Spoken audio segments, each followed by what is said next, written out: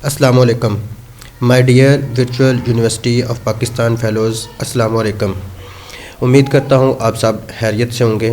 आज की वीडियो जो है वो बहुत इम्पोर्टेंट है, वो इस हवाले से क्योंकि हमारे आजकल जो है वो मिड टर्म एग्ज़ाम्स जो हैं वो हो रहे हैं। तो उसमें हर एक स्टूडेंट्स की, हर एक फ़ेलोज़ की यही कोशिश होती है कि मेरा इफ़ेक्टिव CGPA जो है ना वो इम्प्रूव हो जाए। तो इफ़ेक्टिव CGPA इम्प्रूव करने के लिए आपके मिड टर्म एग्ज़ाम्स जो है ना, क्विज़, असाइनमेंट्स, GDB, ये सब कुछ जो है वो आपके अच्छे मार्क्स होने चाहिए। लेकिन अगर हमारे मिड टर्म एग्ज़ाम्स जो है वो अच्छे नहीं होंगे तो हमारी जो ग्रेडिंग स्कीम है उसमें हमारे जो है ना वो मिड टर्म के एग्ज़ाम्स जो है वो बेटा शामिल होते हैं, उसके नंबर जो है ना वो शामिल हमने करने हैं। तो इसलिए जो है ना वो मिड टर्म के एग्ज़ाम जो है मोस्ट इम्पोर्टेंट हैं इस हवाले से कि हमारा जो है वो इफ़ेक्टिव CGPA जो है ना वो इम्प्रूव हो जाए। तो आज आपको जो है वो कुछ बातें आपसे शेयर करने लगे हैं कि किस तरह जो है हम इफ़ेक्टिव CGPA जो है ना अपना इम्प्रूव करके अपने मार्क्स जो है ना वो इम्प्रूव कर सकें हम। तो सबसे पहले हमारा जो है ना वो टाइम मैनेजमेंट ये बेहतरीन होनी चाहिए। सबसे पहले टाइम मैनेजमेंट, अपनी शेड्यूल बनाएं। अपना शेड्यूल बनाने के बाद आप ये देखें कि मैंने कितना वक्त जो है वो अपनी स्टडी को देना है। उसके बाद ये सिर्फ स्टडी के हवाले से टाइम मैनेजमेंट नहीं है, आप पेपर देने बैठे हैं, आप कंप्यूटर के ऊपर बैठे हुए हैं, तो आपको जो है ना वो MCQs और शॉर्ट क्वेश्चन और लॉन्ग क्वेश्चन जो है वो दिए जाते हैं। तो आपकी टाइम की मैनेजमेंट वहाँ भी जो है वो इफ़ेक्टिव होनी चाहिए। यानी आपने MCQs जो है वो कितने करने हैं, कितने वक्त के अंदर करने हैं, उसके बाद आपने शॉर्ट क्वेश्चंस को कितना टाइम देना है और लॉन्ग क्वेश्चंस को जो है वो आपने कितना टाइम देना है। ये टाइम मैनेजमेंट आपको आनी चाहिए।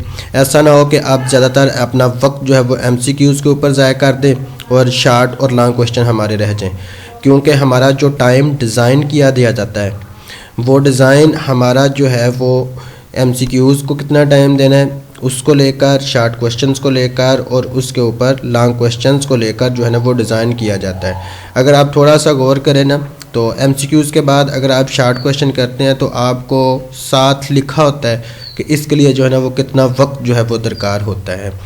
उसके बाद टाइम मैनेज के बाद आ जाता है बाय हैंड्स आउट। यूनिवर्सिटी की तरफ से आपको हैंड्स आउट जो है वो प्रोवाइड किए जाते हैं। इसका मकसद ये नहीं कि सिर्फ इसको डाउनलोड कर लिया या असाइनमेंट्स के लिए कॉपी पेस्ट कर लिया, कुछ भी जो है वो इसमें जो है ना वो इतना नहीं है। अपने जो आपके मिड टर्म के पेपर्स हैं, हैंड्स आउट्स को जो है ना वो स्टडी आउट ज़रूर करना है आपने, क्योंकि विदाउट स्टडी जो है वो आप अगर तुक्का वगैरह लगाएंगे तो वो आपके बाय चांस जो है वो नंबर आ जाएंगे। तो हैंड्स आउट्स को जो है ना वो कंसर्न करना लाजम है। उसको शॉर्ट क्वेश्चन के हवाले से, उसको MCQs के हवाले से, उसको लॉन्ग क्वेश्चन के हवाले से जो है ना वो स्टडी किया करें, क्योंकि पेपर पैटर्न अगर आपको आता हो उसके हवाले से आप स्टडी करें तो फिर आपके नंबर जो है वो ज़्यादा इंक्रीज़ कर सकते हैं। हैंड्स आउट्स जो है ना वो इसको आप कंसर्न करें अपने मिड टर्म एग्ज़ाम के हवाले से। उसके बाद हमारे नेक्स्ट आ जाता है पास्ट पेपर्स।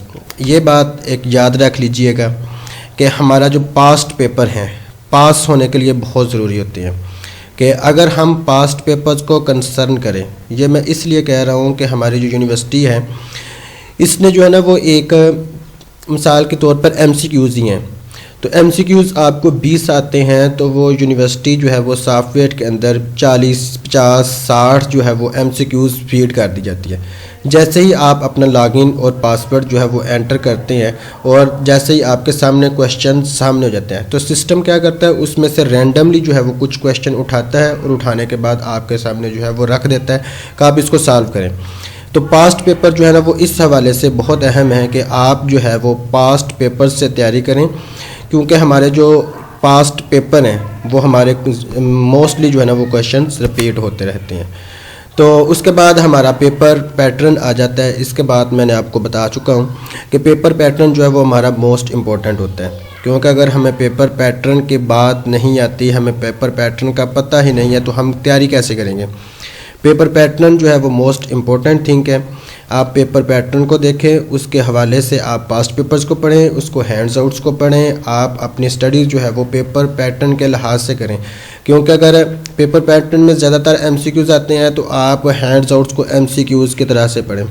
उसके बाद 1, 2 या 3 जो है वो आपके पास मैक्सिमम शॉर्ट क्वेश्चन आते हैं, तो आप उसके हवाले से जो है वो देखें। उसके बाद 2 लॉन्ग क्वेश्चन आते हैं, तो आप 2 लॉन्ग क्वेश्चन जो है वो उस हवाले से देखें कि आपके कितने लॉन्ग क्वेश्चन जो है ना वो आ सकते हैं पेपर के अंदर। और उसके बाद हमारी लास्ट वाली जो सबसे अहम थिंग है, knowledge about software, exam software.